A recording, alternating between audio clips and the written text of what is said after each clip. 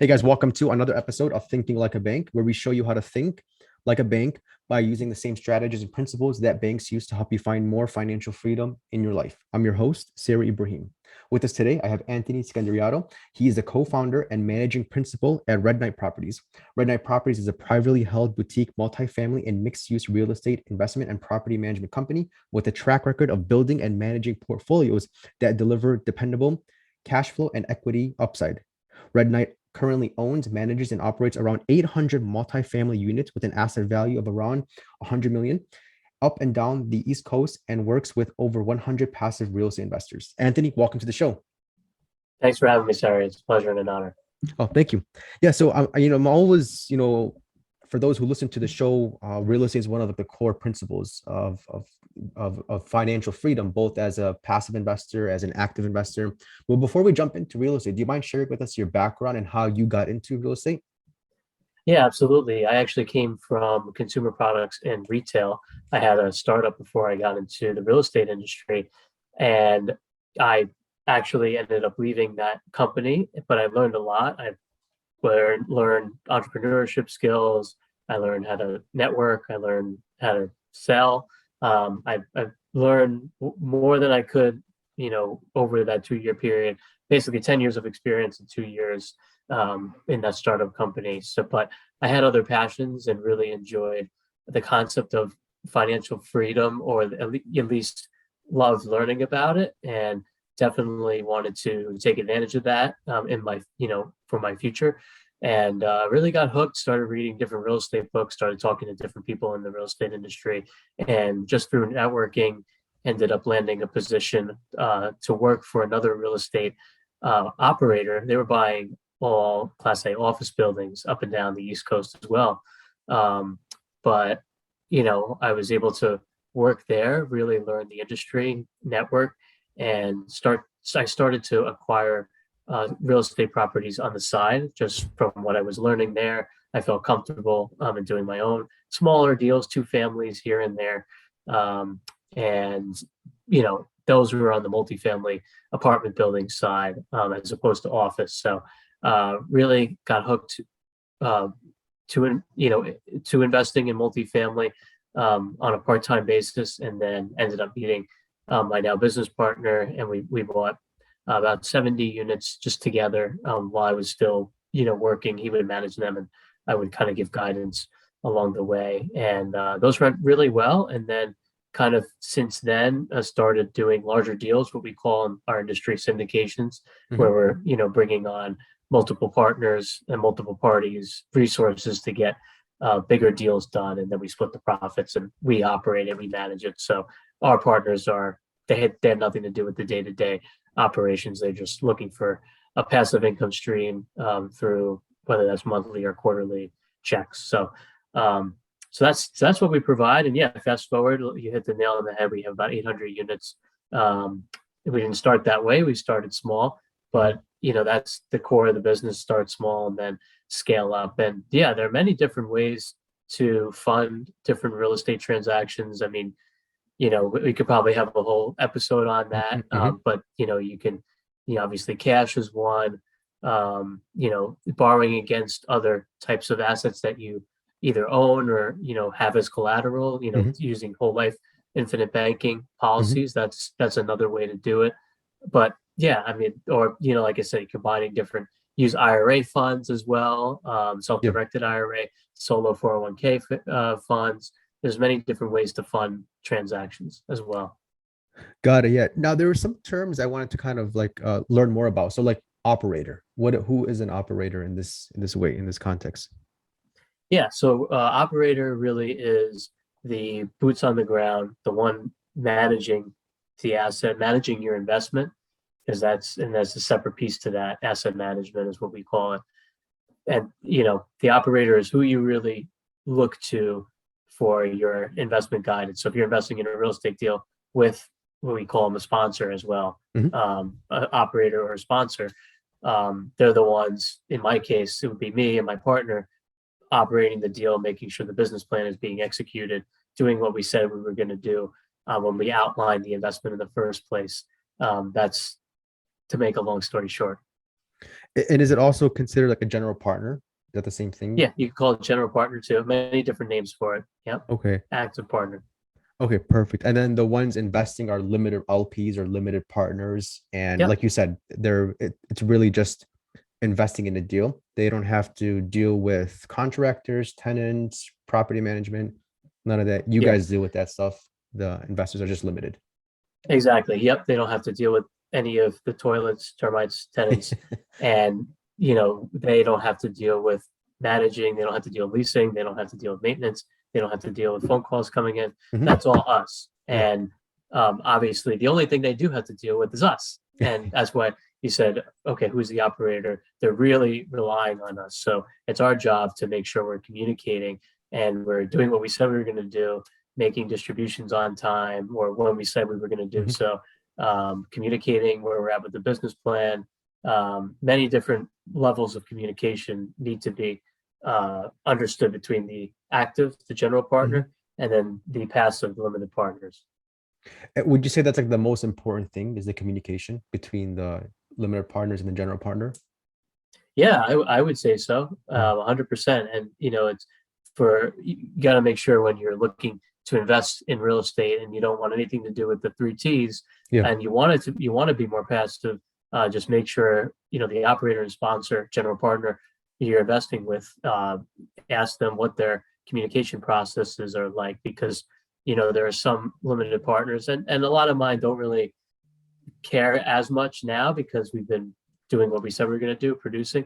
But I make it my prerogative to send a monthly email Mhm. at the end of each month, even if nothing's going on, just updating them, where we're at with collections, with rental collections, how many tenants paid this month, where are we at on vacancy, if we're investing dollars into the property, how much have we invested since their life of the investment.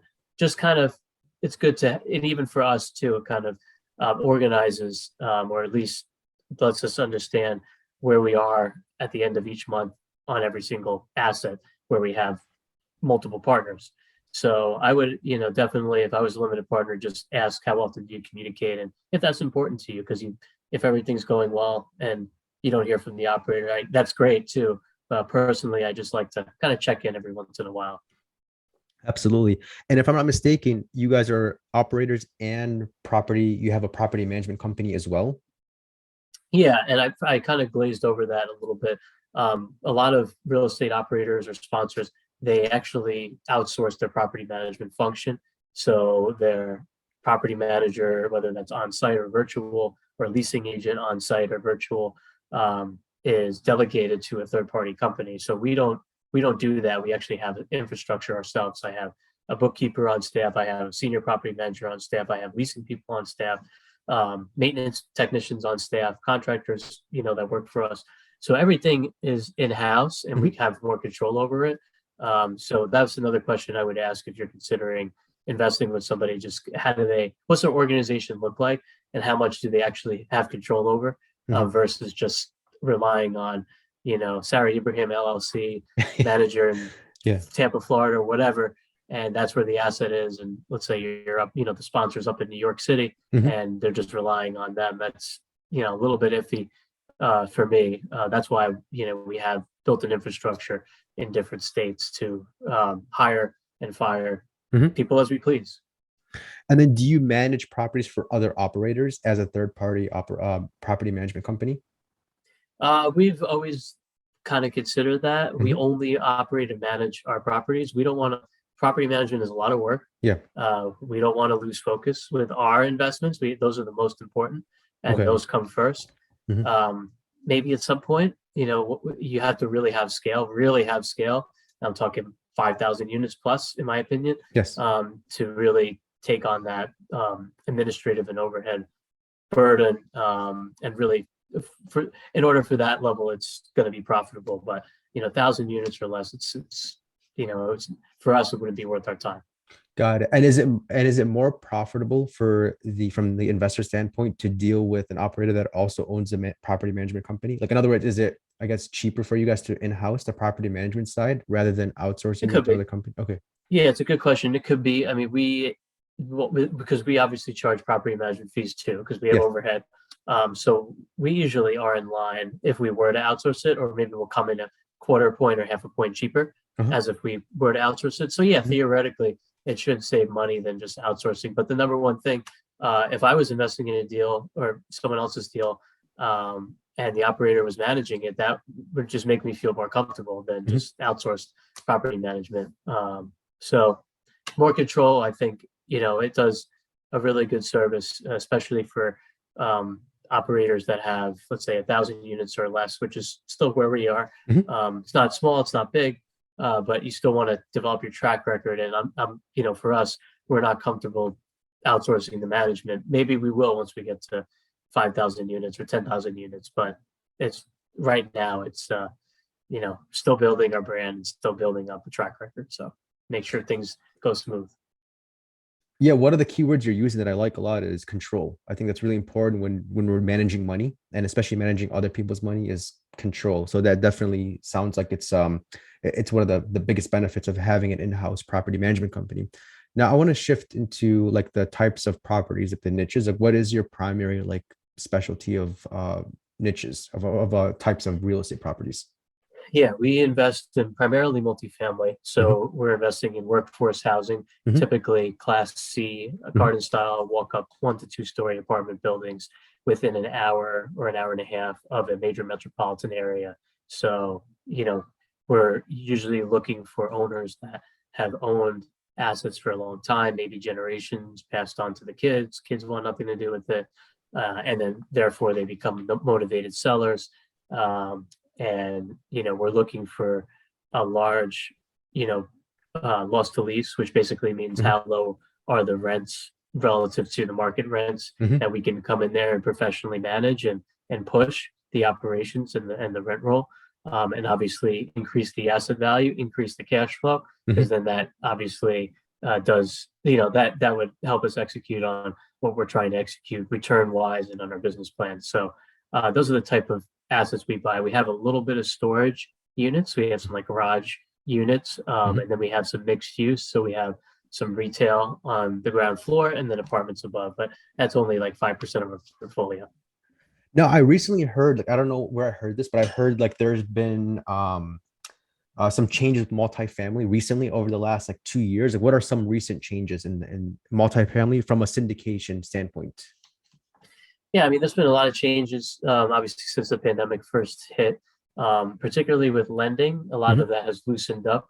Um, we had an eviction moratorium Mhm. federally for Mhm. almost, yeah, I think it was 18 months by the time it expired, and some states and local municipalities still have them. We're fortunate to not be in any of those because Mhm. it's really challenging when you have no control over the tenancies you're putting in your properties.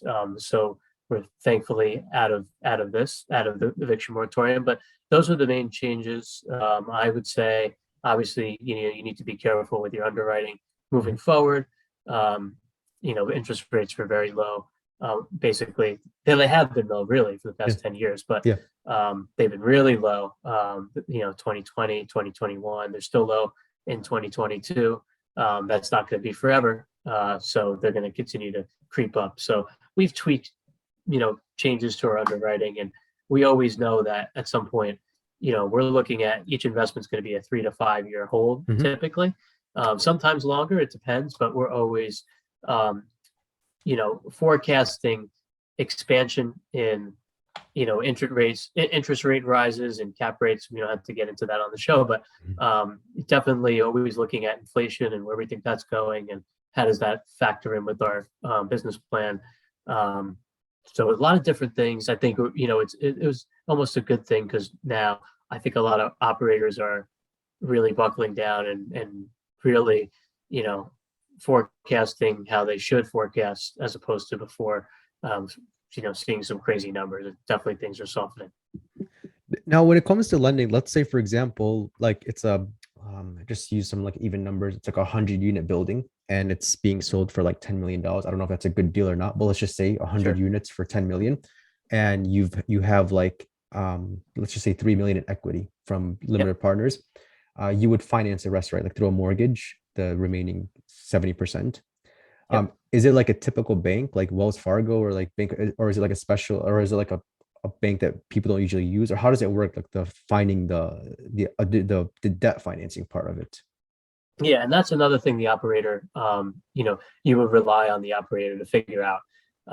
So, we've worked with many different types of lending institutions, whether those are local banks, credit unions, agency financing, meaning Fannie and Freddie backed, federally Mhm. backed mortgages, Mhm. um, bridge financing, balance sheet financing. Um, so we've CMBS loans. We've done a lot. I haven't done a couple, like life company loans. I haven't done any of those, but familiar with how they work. So Mhm. it depends on the business plan. It depends on what your strategy is. Always have to look at your debt and then Yeah. tie it with the strategy of your business plan. Um, we're being very cautious on floating rate financing and high leverage, type of bridge financing Mhm. right now, as we're in a rising interest rate. We're going to be in Yes. a rising interest rate environment. Um, you just gotta always tie. I really like cheap fixed rate, Yeah. 10-year debt. That does come with some downsides too, some locked in prepayment penalties, but Okay. you have to really rely on their sponsor and ask the operator and the sponsor questions regarding their debt structure and why they're choosing their debt structure, because I found a lot of sponsors have no idea what type of loans they're getting into. And then they regret it because Yeah. sometimes they'll put on, you know, um, 10-year financing and their CMBS financing, 10 years interest only Mhm. at whatever, 3.5%. That's great. That's awesome. But what if the property is increasing in so much value and let's say it's worth double in 2 years, Yeah. and it makes sense for you to sell because that's going to be the best thing for you and your investors. uh you might be you can't, because they basically locked you into a loan. I've seen that happen a lot of times, and a lot of sponsors don't know what type of debt they're getting into. They get it kind of, Mhm. but they're not really, you know r- understanding what it means. So we're very aware of the debt market right now and how that can affect certain things. Yeah, this is where like the thinking like a bank comes in. It's like you need to understand like how these loans work. They're not just like 15 or 30 year. Like that's it's not that basic. There's more things that go into, especially when you're, financing like millions of dollars.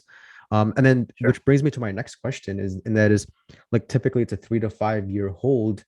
Does that mean you buy a property, fix it up, manage it for 3 to 5 years? Then what happens at that point after that, after 3 to 5 years? Yeah, yeah. I mean, it depends. We try to add value as much as we can quickly. Mhm. So we'll do. It depends on the asset. Sometimes we'll do a cash out refinance. So Uh-huh. basically, taking a new loan from a bank or a lender. Let's say your investment was 100,000. I give you back your 100,000 plus I give you back cash flow distributions, and now you still own equity, and you're still getting cash flow distributions in the future. So we've done that for some like newer assets, like 1990s plus vintage. Mhm. But for some of the older assets where we're getting in there, 1960s built, maybe even early 70s, and we're really adding that like massive value quickly, we might just look to sell, Mhm. because your capital expenses are going to creep up and it's going to get very expensive. So it depends on the asset and the business plan. Um, but yeah, like you said, you have to. It's not that easy to figure out what debt structure works the best for your business plan, because things can change, markets Mhm. can change, your business plan could change. The your life cycle in the business plan could change. It Mhm. might take you a little bit longer to renovate all the apartments. Let's say it's a 100-unit building. Yeah. It takes you 3 years to renovate instead of two. Okay. So we have to figure out, um, with your lender, what's the flexibility to extend? How much is that going to cost me? So there's many different ways to many different things to consider. Got it. Okay. Makes sense. Now, let's say, for example, where are these properties mostly located? What areas? Yeah, I'm based, for context, I'm based about 40 minutes west of Midtown Manhattan in New Jersey. So Okay. we're in the tri-state area, and then we're in the southeast as well. I'm in the state of Florida. So right now we're in four different states: New Jersey, New York, Pennsylvania, and Florida. But we're pretty much up and down the East Coast. So if opportunities come about in North Carolina or South Carolina or Georgia, anywhere up and down the coastline, we'll take a look at it. Okay. And then like back to the limited partner standpoint, from the standpoint of somebody who wants to invest in real estate, and this might be a very basic question. You might, know more about this. Well, why invest in real estate? So why not just go to the stock market or your local financial advisor and just invest, in a mutual fund or, index fund? Why invest in real estate? What are some of the advantages of doing that?